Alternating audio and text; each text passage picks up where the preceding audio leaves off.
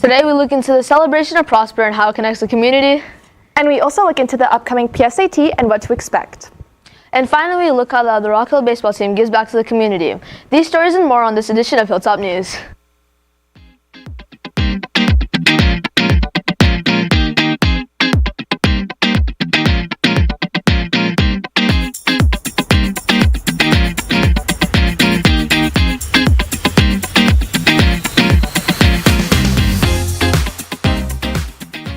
What's rockin' Rock Nation? Welcome to another episode of Season 6 Hilltop News. Live from Studio 1060, I'm Krish Bharadiya. And I'm Scarlett Espinosa. We have a great show in store for y'all today, starting with Scarlett catching up with everything going around the hill. Scarlett? Thank you, Krish. On Thursday, HOSA is hosting their fall blood drive. It is from 7:30 to 4:30. Seniors, to get the cord for graduation, you need to donate blood twice this year. Tonight, Orchestra has their fall concert in the auditorium at 6:30 p.m. Additionally, congratulations to everyone who made all region members, include Ellen Kim, Whitney Wetzel, Junya Hee, Zach Chan, Boba Ali, and Pranil Malahatakar. Tomorrow is the PSAT. If you are taking the test, make sure to use a charged, school-issued Chromebook and a book to read after testing. In light of the upcoming test, Akshaya Kadari looks into how students are preparing. Students grade 9 through 11 will be taking the PSAT October 8th, 2025. The campus will be set onto altered bell schedule, and no student can be checked out until 2:08. Taking the test provides many benefits, including qualification for the NMSQT, a scholarship program, and helping with the selection of appropriate AP classes. Blue Book, flashcards, Khan Academy, and Quizlet are great choices to help you in the process of studying for it. I'm doing practice tests over and over again, so I get most things correct. Studying for this test is a good decision to make because it offers an opportunity for you to improve your score for the actual SAT.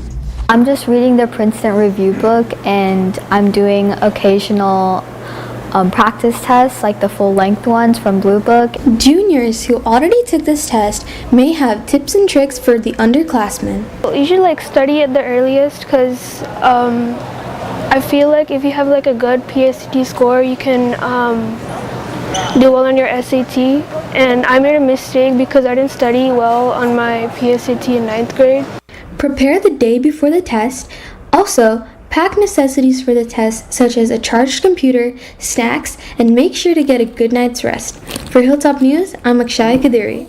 Good luck to all the underclassmen taking the test. And for seniors, make sure to report at the auditorium at 2:15 p.m. Off of 380, a new coffee shop, the Black Rock Coffee Bar, had its grand opening last Thursday. They're currently offering a free medium drink if you sign up for the Rewards app.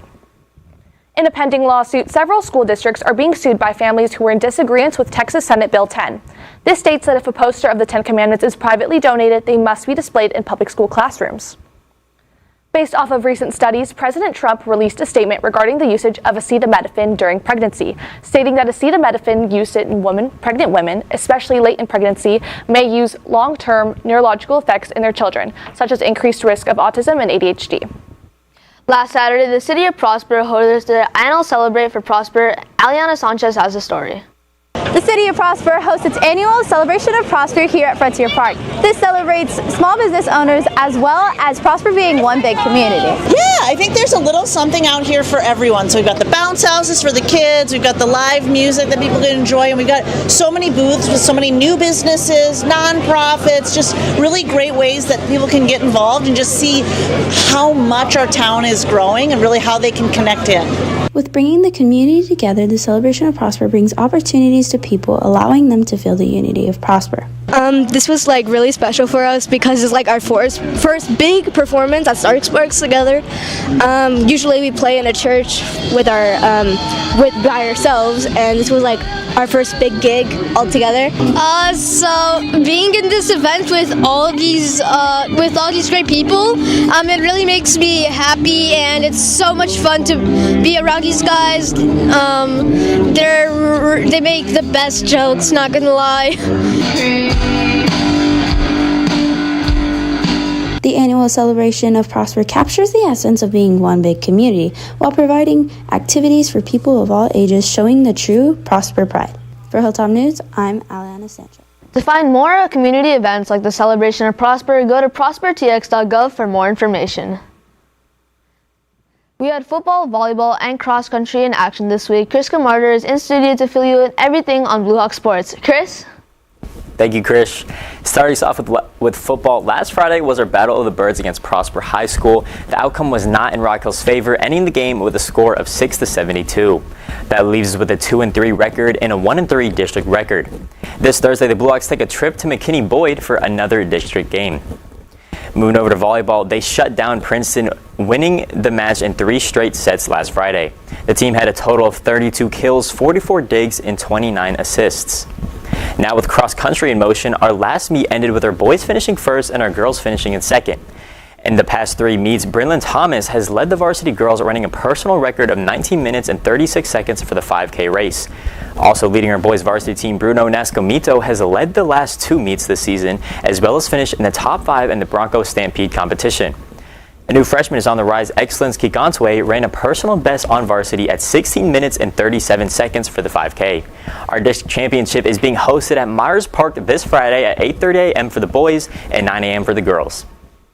The Rock Hill baseball team is taking their blue-collar mentality beyond the diamond. Reporter Krish Bharadiya shows us how the team stepped up to serve at a local nonprofit farm that feeds families in need. Behind those fields in McKinney, Texas, it's not just farmers putting in the work. The Rock Hill baseball team has traded bats and gloves for shovels and crates at McKinney Roots, a nonprofit farm that donates all of its harvest to local families in need. It's important for us to be involved because this is the community that gives back to us. This is the community that supports us. And, well, our team motto, BCM, stands for Blue Collar Mentality. So we're here to enact what that means in all aspects of our life. For the players, this wasn't about winning or stats. It was about bringing their teamwork, service, and blue-collar mentality beyond the ball field.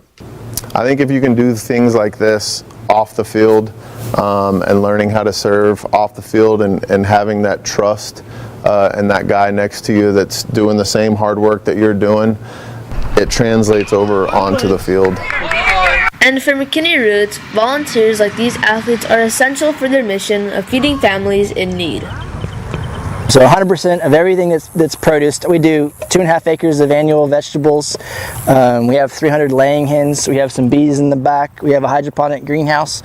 So everything in all a 6-acre farm. So everything that's produced on this farm then gets donated with the mission of just addressing food insecurity in our community. From the diamond to the dirt, the Rock Hill baseball team is proving their blue-collar mentality goes beyond baseball, one harvest at a time. For Hilltop News, I'm Krish Bharadiya. Once a month during the offseason, the players get together to serve their community and build connections within the team. That's all for our Blue Hawk Sports. I'm Chris Scamardo. Now back to the desk. Well, that's all we have for today's show. I'm Krish Bharadiya. And I'm Scarlett Espinosa. Keep rocking, Blue Hawks.